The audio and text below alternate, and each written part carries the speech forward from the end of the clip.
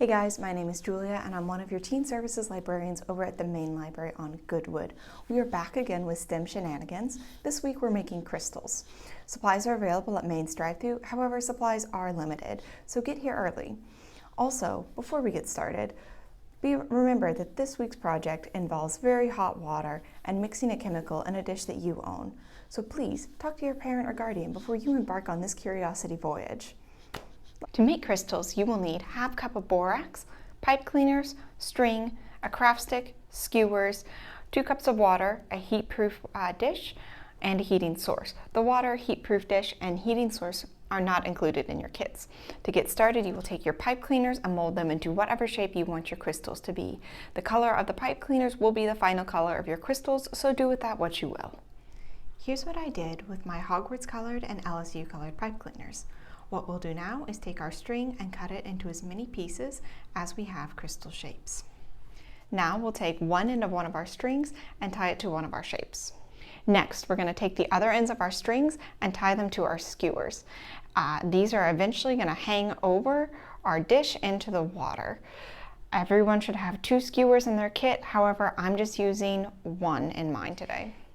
This is the part where you most definitely need either adult permission and/or supervision, and you need to be very careful. Where you're going to take our water and heat it up to almost boiling, then we're going to pour it into our heat-proof container, then we will start mixing in the borax. When I say a heat-proof container, I mean something glass, ceramic, or even metal. Please, please, please do not put this into plastic or styrofoam because you will most definitely melt that container and ruin this experiment. Today I'm going to be heating things up with our break room's electric kettle because it seemed like the easiest thing to do. However, if you don't have an electric kettle, that's a-okay. I would recommend heating something up on the stove, just in a regular pot, and then going from there. All right, so we're taking our water, pouring it into our heat-proof container.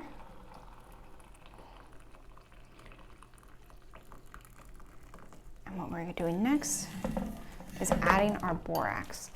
We want to do this slowly and in small portions because we don't want to oversaturate it.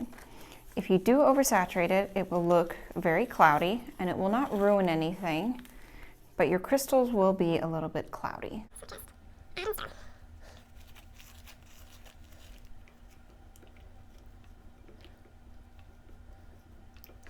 What we are going for here is for it to still be a clear solution with a little bit of sediment on the bottom.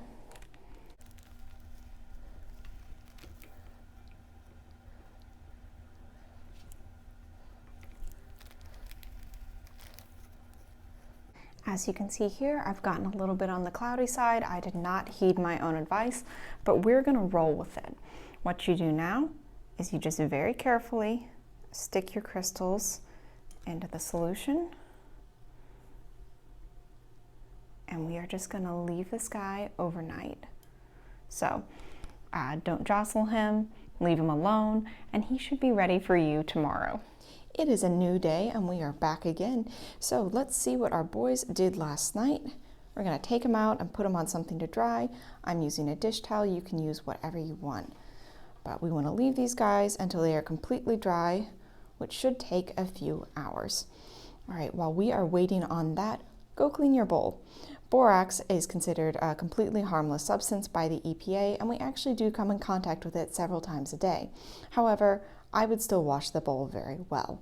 Additionally, if there's a pregnant woman in your household, please take extra care in cleaning because there is some research that indicates that borax exposure may be bad for babies in the womb. Our crystals are totally dry now, and what we're going to do here is just remove them from the skewers and then cut the string off.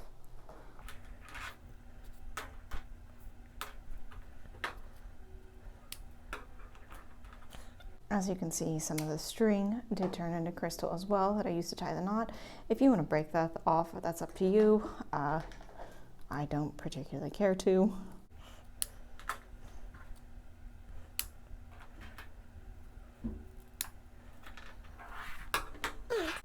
There you go. We have crystals. All right, as always, I have to explain how this works. Borax is a naturally occurring sodium borate, and it is also a crystal. By that, I mean its internal structure is geometrically ordered and repetitive. So when we add borax and water together, the heat from it causes the molecules to spread farther apart from one another. When that solution cools down, they shrink back down, but not to their original size, and that's what gives us our crystals. All right, thank you so much for tuning in today. I hope you enjoyed Mad Chemistry, and I cannot wait to see you next week.